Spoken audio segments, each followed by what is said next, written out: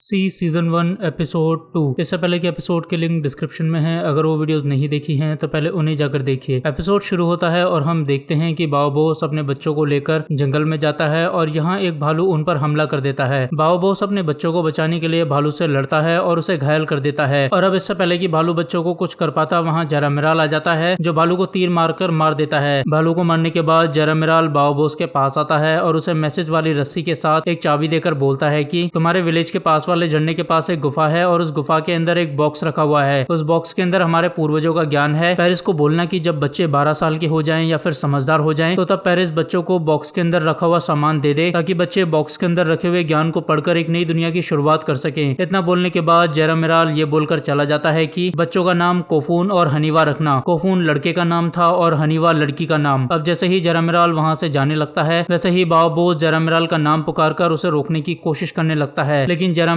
नहीं रुकता और वो वहां से चला जाता है। अब जब बाओ बॉस जरामिराल का नाम पुकार रहा होता है तभी जंगल के अंदर गैदरबक्श भी होता है जो अपने हाथ पर लगी हुई चोट को ठीक करने के लिए जंगल के अंदर जड़ी बूटी ढूंढ रहा होता है। और अब जैसे ही गैदरबक्श को बाओ बॉस की आवाज में जरामिराल का नाम सुनाई देता है वैसे ही वो समझ जाता है कि जरामिराल बाओ बॉस से मिलने आया था। अब इसके बाद गैदरबक्श अपनी आंटी जो कि उसकी लवर भी थी उसके पास जाता है और उसे बताता है कि जरामिराल बाओ बॉस से मिलने आया था और अगर जरामिराल बाओ बॉस से मिलने आया था तो जरूर बाओ बॉस, मागरा और पेरिस हमसे कुछ छुपा रहे हैं। अब बाओ बॉस, मागरा, पेरिस क्या छुपा रहे हैं ये जानने के लिए गैदरबक्श की आंटी सूटरबक्श शैडो को बाओ बॉस, मागरा और पेरिस पर नजर रखने का काम देती है। अब यहाँ मैं आपको बता दूं कि किसी को भी अगर किसी पे जासूसी करवानी होती थी तो जासूसी करवाने वाला इंसान शैडो के लिए जंगल में मैसेज छोड़ देता था और फिर शैडो उस इंसान का काम कर देती थी। शैडो इतनी सफाई से छुपती थी कि कोई उसके होने को महसूस नहीं कर पाता था और ना ही कोई उसे स्मेल कर पाता था। असल में शैडो नहाने के बाद अपनी पूरी बॉडी पर पत्थर को पीसकर उसका लेप लगा लेती थी, जिसकी वजह से अगर कुत्ता भी शैडो को सूंघता था तो वो उसे स्टोन समझकर आगे बढ़ जाता था। अब इसके बाद हम देखते हैं कि बाओ बॉस जरामिराल की बताई लोकेशन पर जाकर वहां रखे बॉक्स को ले आता है और फिर बाओ बॉस, मागरा और पेरिस मिलकर उस बॉक्स के अंदर रखी बुक्स को छूने लगते हैं। अब बाओ बॉस और मागरा को तो कुछ समझ नहीं आ रहा था कि बॉक्स के अंदर ये क्या रखा हुआ है, लेकिन पेरिस जैसे ही बुक्स को छूती है वैसे ही वो उन्हें पहचान लेती है और फिर बताती है कि ये बुक्स हैं, इनमें पुराने इंसानों का ज्ञान है। मेरी दादी की दादी के पास भी इस तरीके की बुक्स हुआ करती थी, लेकिन विच फाइंडर्स ने उनकी बुक्स को पूरी तरीके से जला दिया था। मेरी दादी बताती थी कि इन बुक्स के अंदर पुराने इंसानों का ज्ञान छुपा हुआ है और ये इंसानों के काफी काम आ सकता है। अब बुक के बारे में पता चलते ही ये तीनों फैसला करते हैं कि जैसा जरामिराल ने कहा था हम वैसा ही करेंगे। हम इन बुक्स को 12 गर्मियों तक के लिए छुपा देंगे और फिर जब बच्चे 12 साल के हो जाएंगे या समझदार हो जाएंगे तो हम उन्हें ये बुक्स दे देंगे। हालांकि मागरा बच्चों को बुक नहीं देना चाहती थी, वो चाहती थी कि उसके बच्चे देख सकते हैं, ये किसी को कभी ना पता चले, क्योंकि जिस दिन ये बात सबको पता चल जाएगी उस दिन उसके बच्चों की जान खतरे में आ जाएगी। अब जब ये मीटिंग चल रही होती है तो तब इस मीटिंग में चुपचाप शैडो भी सारी बातें सुन लेती है और फिर वो वहां से भाग जाती है। लेकिन जब शैडो निकल रही होती है तब हम देखते हैं कि पेरिस को शैडो के होने का एहसास हो जाता है और अब जैसे ही पेरिस को शैडो के होने का एहसास होता है वैसे ही पेरिस खड़ी होती है और चुपचाप बाओ बॉस के हाथ पर कुछ लिखते हुए उसे ये बताती है कि इस रूम में शैडो है जिसने हमारी सारी बातें सुन ली हैं। और अब पेरिस बाओ बॉस को ये बताने के बाद वहां से चली जाती है और अब जैसे ही पेरिस वहां से जाती है वैसे ही बाओ बॉस शैडो को ढूंढने की कोशिश करने लगता है, लेकिन क्योंकि शैडो पेरिस से भी पहले वहां से निकल गई थी तो इस वजह से बाओ बॉस के हाथ कुछ भी नहीं लगता। अब इसके बाद हम देखते हैं कि शैडो गैदरबक्श के गले में एक मैसेज वाली रस्सी को लटकाकर चली जाती है। अब इसके बाद गैदरबक्श उस रस्सी में लिखे हुए मैसेज को पढ़ने लगता है तो हमें पता चलता है कि इस रस्सी में जो जानकारी लिखी हुई है वो शैडो ने बिल्कुल झूठ लिखी है, क्योंकि शैडो ने इस रस्सी के अंदर लिखा था कि बाओ बॉस, मागरा और पेरिस ये तीनों मिलकर सिर्फ बच्चों की परवरिश के बारे में बात कर रहे हैं। वो बस ये बात कर रहे हैं कि किस तरीके से बच्चों को क्या क्या खिलाया जाए और किस तरीके से इनकी परवरिश की जाए। अब यहाँ पर शैडो सच इसलिए नहीं बताती क्योंकि वो असल में बोलायन होती है और बोलायन बाओ बॉस की सपोर्टर होती है। अब अगले सीन में हम देखते हैं कि 3 साल बीत जाते हैं और अब बाओ बॉस, मागरा और पेरिस इन तीनों को ही ये कंफर्म हो गया था कि बाओ बॉस और मागरा के बच्चे देख सकते हैं। हालांकि ये बात इन तीनों को पहले से ही पता थी, लेकिन अभी तक इन्हें बात कंफर्म नहीं हुई थी। लेकिन जैसे ही बच्चे 3 साल के होते हैं वैसे ही मागरा बच्चों से कुछ टास्क कंप्लीट करवाती है, जैसे कि मागरा एक बोर्ड को फर्श पर रख देती है और फिर उसके बाद बच्चों से बोलती है कि इस बोर्ड को उठा के पेरिस के हाथ में रखो और बच्चे बिना प्रॉब्लम के काम कर भी देते हैं और इसी टेस्ट से इन्हें कंफर्म हो जाता है कि बच्चे देख सकते हैं। अब इसके बाद हम देखते हैं कि इसी तरह बच्चों को पालते पोसते और उनकी सच्चाई छुपाते छुपाते 9 साल और बीत जाते हैं और अब बच्चे 12 साल के हो जाते हैं। और अब जैसे ही बच्चों का 12th बर्थडे आता है वैसे ही पेरिस मागरा से बोलती है कि मागरा समय आ गया है, हमें बच्चों को बुक देनी चाहिए। लेकिन क्योंकि मागरा अपने बच्चों को किसी भी तरीके की मुसीबत में नहीं डालना चाहती थी तो इसलिए वो पेरिस को साफ साफ बोल देती है कि पेरिस बच्चों को बुक के बारे में कुछ भी नहीं बताया जाएगा और न ही उनके असली पिता के बारे में कोई बात बताई जाएगी। लेकिन क्योंकि पेरिस ये बात जानती थी कि बच्चों का बुक पढ़ना जरूरी है ताकि वो बच्चे आगे चल के नई दुनिया की शुरुआत कर सकें। तो इसलिए पेरिस बच्चों को अपने पास बुलाकर उन्हें उनके असली पिता जेरामिराल के बारे में बताते हुए उन्हें पढ़ना सीखने के लिए ABCD वाली बुक देती है और साथ ही देती है कुछ इंस्ट्रक्शंस वाली रस्सियां, जिन रस्सियों की गांठ से बच्चे ये समझ सकते थे कि इन बुक्स को पढ़ा कैसे जा सकता है और इन बुक्स के अंदर लिखी हुई जानकारी को किस तरीके से इस्तेमाल किया जा सकता है। अब जब पेरिस ये बात बच्चों को बता रही होती है तभी बाओबोस पेरिस के घर के बाहर खड़ा होकर ये सारी बातें सुन लेता है। और अब हम देखते हैं कि बाओबोस पेरिस की इस हरकत से बिल्कुल भी खुश नहीं था, क्योंकि बाओबोस ये चाहता था कि बच्चों को जब भी सच्चाई के बारे में पता चले तो वो बाओबोस और मार्गरा की परमिशन से ही पता चले। लेकिन पेरिस ने बिना मार्गरा और बाओबोस की परमिशन के ही बच्चों को बुक्स और उनके असली पिता की सच्चाई बता दी थी। और अब हम देखते हैं कि बाओबोस पेरिस को अपने पास बुलाकर उस पर काफी गुस्सा करते हुए उसे बोलता है कि पेरिस, तुम्हें बच्चों को ये सब नहीं बताना चाहिए था। तुम्हें पता है कि मार्गरा कितना ज्यादा नाराज होगी जब उसे पता चलेगा। तो बाओबोस की बात सुनने के बाद पेरिस बाओबोस को बोलती है कि तो हम मार्गरा को ये बात बताएंगे ही नहीं। बाओबोस पेरिस की बात सुनने के बाद उसे बोलता है कि लेकिन मैं मार्गरा से झूठ नहीं बोल सकता। पेरिस जवाब में बोलती है कि आप झूठ नहीं बोल रहे, आप तो सिर्फ बात छुपा रहे हो और बात छुपाना झूठ बोलना नहीं होता। और अब बाओबोस को भी पेरिस की बात समझ आ जाती है और वो मार्गरा को इस बारे में कुछ भी नहीं बताता। अब एक तरफ तो बच्चे बुक पढ़ना सीख रहे थे, वहीं इन 12 सालों में हर रोज सुबह शाम गैदरबक्श एक एक बोतल को नदी में फेंक रहा था और वो हर बोतल के साथ एक मैसेज वाली रस्सी को भी बांधकर फेंकता था। इन रस्सियों में बाओबोस के विलेज की लोकेशन होती है और गैदरबक्श इतने सालों से इन बोतल्स को सिर्फ इसलिए नदी में फेंक रहा होता है क्योंकि वो जानता था कि एक न एक दिन इतनी सारी बोतल्स में से कोई ना कोई बोतल तो विच फाइंडर्स के हाथ जरूर लगेगी और जिस दिन इनमें से कोई भी बोतल विच फाइंडर के हाथ लग जाएगी वैसे ही विच फाइंडर्स विलेज के अंदर आ जाएंगे और फिर वो विलेज में आकर बाओबोस को मार देंगे, जिससे फाइनली गैदरबक्श का मकसद पूरा हो जाएगा। अब एक तरफ तो विलेज में ये सब चल रहा था, वहीं दूसरी तरफ जेरामिराल और उसके बच्चों को ढूंढने के लिए तमाती जून एक एक करके अपने सामने आने वाले हर एक गांव को जलाता जा रहा था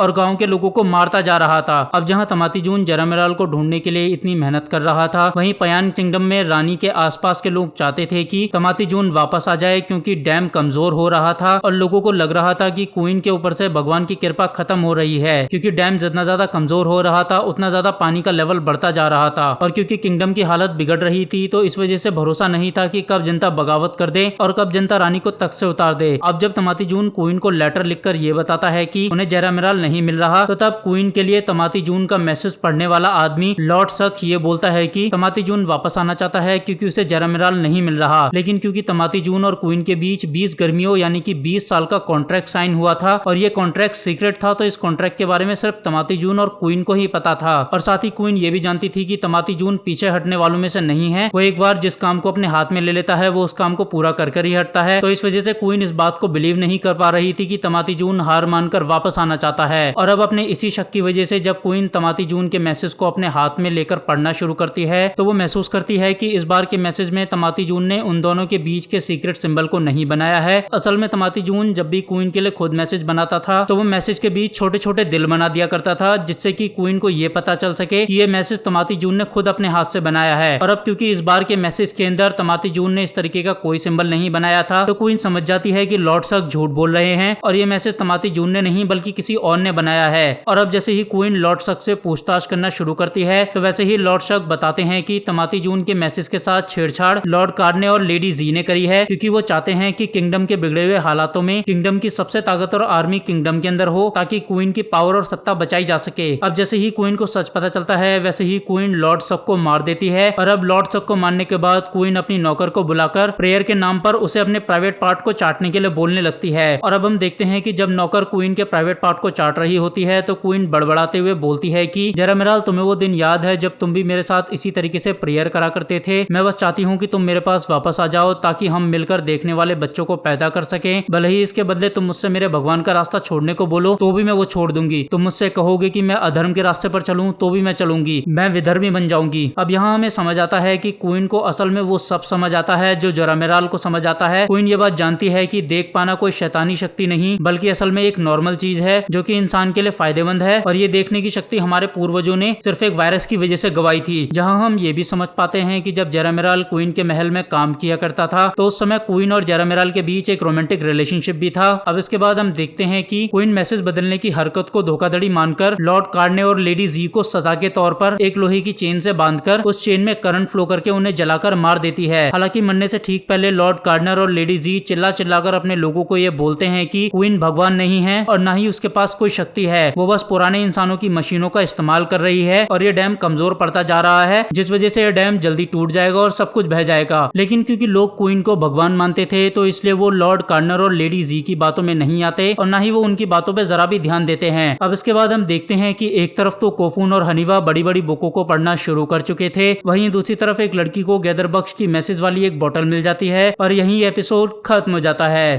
तो क्या होगा कोफून और हनीवा का? क्या गैदरबक्श अपने मकसद में कामयाब हो पाएगा? क्या क्वीन की असलियत सबके सामने आ पाएगी? और आखिर में सिर्फ एक ही सवाल, क्या है जेरामिराल का असली मकसद? इन सभी सवालों के जवाब जानने के लिए देखते रहिए V explanation movie in Hindi.